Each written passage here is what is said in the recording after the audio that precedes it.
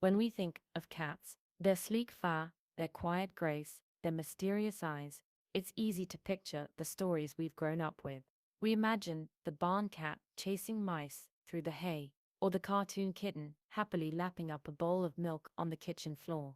For generations, that image has lived in our hearts. The cat as a little hunter, a lover of milk and mischief, a creature perfectly content with life's simplest offerings. But today, our world has changed, and so has theirs. The modern cat no longer prowls through fields or farms. She lounges on our couches, sleeps on our pillows, and rules our homes with a soft paw and a silent stare. She's traded barns for apartments, and moonlit hunts for meals, poured neatly from a bag or a can. And that, in many ways, is where our story begins. Because what our cats eat now says a lot about how they live and how we care for them. For a long time, we thought cats could live on whatever scraps were left from the table. A little milk, a bit of fish, maybe some bread soaked in gravy. It was simple, familiar, and it seemed to work. But beneath those old habits was a quiet truth. Cats are not small people. They are not little dogs, either. They are obligate carnivores, animals whose bodies were built to eat meat, to draw life from protein, and to depend on nutrients that only animal tissue can truly provide. And yet, for all the cats who live among us, for all the love we have for them, many of us still don't fully understand what that means. Milk, for instance, such a tender image, isn't it? The kitten, sipping happily from a saucer, the sound of contented purr. But in reality, most adult cats are lactose intolerant. Their bodies no longer produce enough of the enzyme that breaks down milk sugar. So, that innocent bowl of milk can lead to stomach aches, discomfort, and sometimes even illness. What looks like kindness can, without our knowing, become harm. The same goes for mice. A wild cat's diet of small prey gives it exactly what it needs: muscle meat, bones, organs, even fur, all balanced in nature's own design. But our house cats rarely chase anything more dangerous than a toy fed. Their meals come from us, and what we choose for them shapes their health, their behavior, and even their happiness. It's easy to forget how recent this change has been. Just a century ago, commercial cat food didn't exist. Cats hunted or scavenged or ate what humans gave them. It wasn't until the mid-1900s that the first tinned and dry cat foods appeared, promising convenience and complete nutrition. And for many families, that changed everything. Feeding cats became simpler, cleaner, and in many ways safer. No more guesswork, no more scraps, just open, pour, and serve.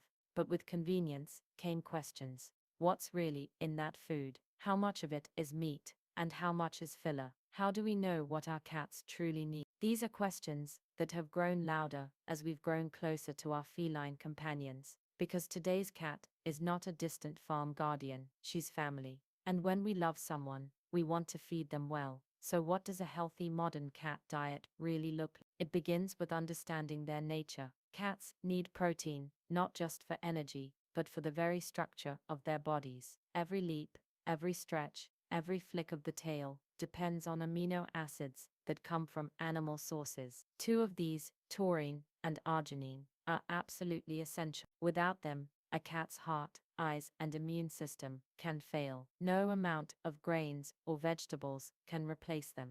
That's why, when we look at the shelves filled with shiny cans and colorful bags, we have to look beyond the marketing, beyond words like gourmet or natural. What matters most is what's inside: the balance of protein, fat, moisture, and essential nutrients that mimic what nature intended. And that balance is delicate. Too much carbohydrate, and a cat can develop diabetes or obesity. Too little hydration, and her kidneys suffer. Too much fat, and her liver is strained. Too little, and her coat loses its sheen. Feeding a cat is not about abundance, it's about understanding. It's about finding the quiet middle ground between what's easy for us and what's right for them. In recent years, something beautiful has happened. People have started to care deeply about what their pets eat. We've entered an age of awareness. Cat owners are reading labels, learning about ingredients, exploring raw and home-cooked diets. We've realized that the word pet barely fits anymore. These animals are companions, friends, family members who depend entirely on us for their well-being. And with that realization has come a quiet revolution, a movement toward food that nourishes not just the body, but the bond between us. Still, that doesn't mean it's simple. The world of pet nutrition can be confusing, even overwhelming. There are endless debates, wet or dry, raw or cooked, grain-free or not. Every option has its advocates, its risks, its reasons. And somewhere in the middle stands the cat, waiting patiently for her dinner, trusting that we'll make the right choice. For most cats, a combination of high-quality wet and dry food offers the best of both worlds. Wet food provides hydration and protein close to what a wild diet would offer, while dry food can be convenient and help maintain dental health. The key is moderation and mindfulness, rotating flavors, ensuring freshness, watching portion size. Too much of even a good thing can harm a cat's delicate system, and as we feed, we learn. We begin to notice the small things, the gleam in her fur, the brightness of her eyes, the softness of her paw. A cat in good health is a cat that glows quietly, not with noise or energy, but with calm vitality. Her body speaks through subtle signs, and if we listen closely, she tells us everything we need to know. But the story of the modern cat's diet isn't just about science and nutrition, it's about emotion. It's about the small, tender rituals that form between us and the animals we love. The sound of the can opening, the little dance she does as she waits, the way she looks up with trust so complete, it humbles us. Feeding a cat is in its own way a love language. It's how we say you are safe, you are cared for, you belong. That's why it matters so much to do it right. Because in those quiet moments,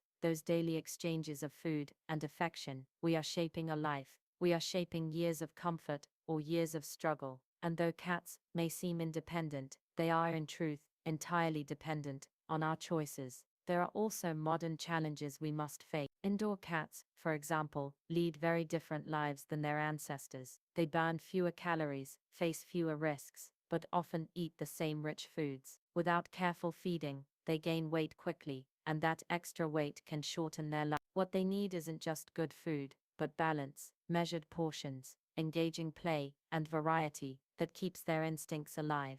Then there's the question of treats. Oh, how easily we give in to those pleading eyes. But even love can become too sweet. A few small bites are fine, but too many treats can add unnecessary fat and salt. True affection isn't measured in snacks, it's measured in the thoughtfulness of care. And yet, even as we refine what we feed our cats, we must remember that not every family has the same means or access. Some cats live with abundance, others survive on what's affordable. Compassion, then, must guide us. The goal is not perfection, but progress. To feed better where we can, to learn a little more each day, and to never stop caring. In shelters and streets around the world, there are cats who rely not on specialized diets, but on the kindness of strangers. For them, a simple meal can mean survival. Volunteers mix what they can, share what they have, and in that act of feeding, they give something even greater than food. They give hope. The modern cat's diet, in truth,